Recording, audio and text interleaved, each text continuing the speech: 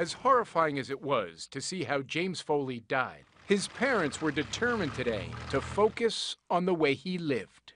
Because he was an inspiration for us and for so many others. Outside their home in Rochester, New Hampshire, John and Diane Foley explained why their son was in the most dangerous country on earth for a journalist.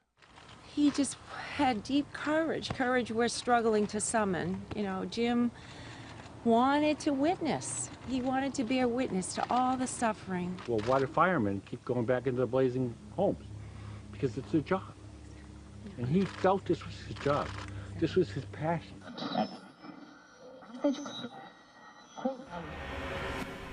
These are the parents who now face the rest of their lives without their son. A man beheaded for being nothing more than an American, and who will now carry the message forward that the next son or daughter murdered could be yours, or someone you know, unless America puts on its big boy pants and once again becomes a nation to be feared and respected. It is always a pleasure to welcome back to MidPoint syndicated radio talker and founder of EpicTimes.com. The reaction of this young man, but I got to tell you something. I hate to use these words this casually, but can we not see this as anything else but a simple act of war against the United States? There are a lot of people out there that are trying to make the case for war, Ed, and we could do that fairly easily.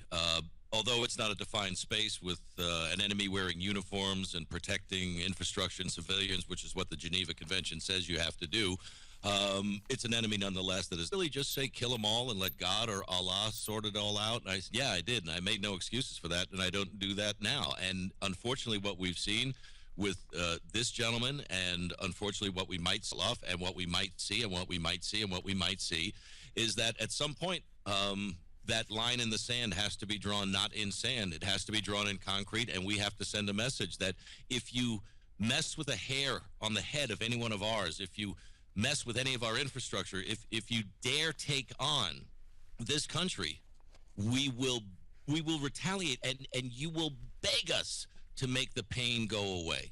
Beg us to make the pain go away, and that's the message that has to be sent. It almost seems as if what is more insulting to Americans is not just what we saw, insulting enough. But we've even had Democratic strategists on the show here in the last couple of days who simply cannot make apologies for President Barack Obama and the manner in which he talked about this, and then immediately went right out to play golf. Look, we're stuck in this era of optics right now. We're always looking at it. What did it look like?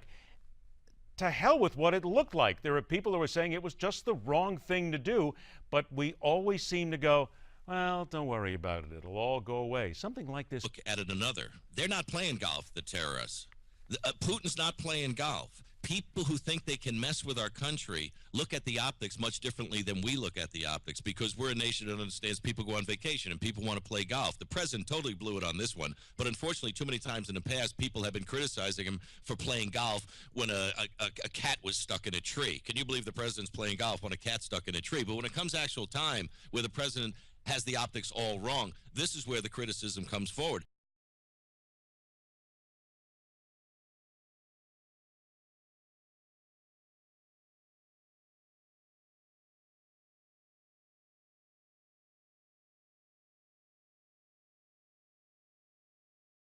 Criticized Obama for playing golf. When the French are running to the war and we're running from the war, there's something wrong. What then next? And I guess you and I have kind of glossed over this a little bit in past times that we've talked, but there are those who are going to say, and again, people will agree with you. I've gotten an awful lot of tweets and people who've been on Facebook and people who have sent me a lot of email from your last appearance where you said, kill them all and let God sort them out. Because honestly, it reminded me of people I grew up with who said exactly the same thing in so many ways in different wars. But what does that entail? And would the American people, in your opinion, really get behind it? Or do they need more behind it? Even after seeing an American beheaded, or not seeing it, but knowing it, that they need more before they actually say, we've got to do something harsh. What it entails is F-15s, 16s, 18s, 22s, B-52s, SR-71s. And I said on the program yesterday, I want the guy in the bomb bay on the aircraft carrier looking at his buddies and going, we're running out of bombs. That's what it takes. And if you think back to September 11, 2001, I asked people to look at Time magazine, a special edition that they put out. There was an op-ed piece by Lance Morrow, not a neocon. Time magazine, certainly not a righty organization. But what he was talking about was a purple rage, a unifying, we will take this no more. He said it's no time for grease counselors. It's no time for us to sing Kumbaya and figure out how we can get all get along. He, back then, in that moment, knew what needed to be done. A lot of people, myself, you included, knew what needed to be done with regard to ISIS and Al-Qaeda and the Taliban a long time ago. And unfortunately, it takes the beheading of a human being, one of ours, to get people's attention to say, maybe we should do something. And the time has passed where we should have been doing something. There's no nation on this planet that can beat us heads up in a war. They can't take on our people. They can't take on our equipment. They can't take our strategists. But they think they can win. And until they think that we are going to crush them like a bug under the heel of our shoe, they will continue to do what they do. I'm going to ask you a tough question here regarding the video itself. We have not shown it on the air. It is now being taken down on a lot of YouTube sites. Twitter's removed a lot of the images. There have been some newspapers that very quickly had it up on their sites but took it down. The actual beheading. I have heard from some people who say if Americans were to actually see the video, to see it unedited and to watch it, it would then really get home what's going on here. People need to see this. Others say, are you crazy? It's ridiculous. You can't show that. That is so egregiously bad to show. Which side do you fall on, Jerry? I make it available and I leave it up to people to be able to decide for themselves because I can tell you I've seen it, and once you see it, you can't unsee it. Once you ring the bell, you can't unring the bell. So you have to make that decision for yourself, what you can handle and what you can't. But the media, to not make it available for people to see it, and the media making the decision for the people who should be able to make the decision for themselves whether to see or not, that's the wrong way to go. All right, you touched on the media here. I'm going to spin gears now to Ferguson, Missouri, and what's happening there. It's funny. You certainly have spent a tremendous time acting as a wonderful actor, and I've often said many times that when I watch what goes on here from the media in Ferguson, Missouri, it's some of the worst acting I've ever seen from some of the media that is continually trying to put themselves into the story instead of reporting the facts. Do you get the feeling that America still doesn't know the facts or isn't willing to wait for the facts here? Well, this is a script that's been written by a agendist on one side of the argument or the other, and a news media that unfortunately is all about being the first with the worst. We speculate, you decide. This is something that unfortunately has devolved into a racial issue. There is a racial component, but much after Sandy Hook, it devolved into a Second Amendment, a gun rights issue, when it really was an issue of violence in America, not gun violence in America, and how it relates to mental health. This problem in Ferguson, Missouri was there before the cameras. It'll be there after the cameras. What Ferguson, Missouri is about, and there is a racial component, but what it's about is generational despair, generational poverty, generational government dependence, and generational hopelessness.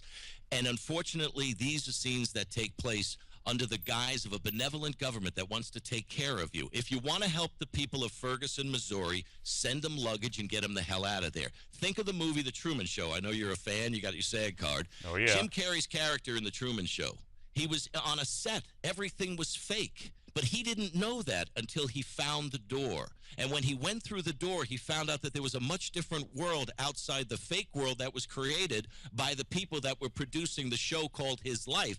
It's the same thing after Katrina and Rita. When people left the Ninth Ward and they went to San Antonio and Houston and Salt Lake City and Las Vegas and L.A., they found out, wait a minute, there's white people that like black people? There's black people that like white people? The American dream still exists? I should reach for the brass ring? And when the politicians like Ray Nagin and Mary Landrieu and others said, okay, everything's fixed, come on back, what did they say? No, I found the door, I'm out. And that's what has to happen to the people of Ferguson and Detroit and every other impoverished city where sooner or later the cameras will show up, but when they leave, the problem never changes. 1 minute left. Do you think innocent or guilty makes no difference, that the cop involved in this case is going to get a fair trial?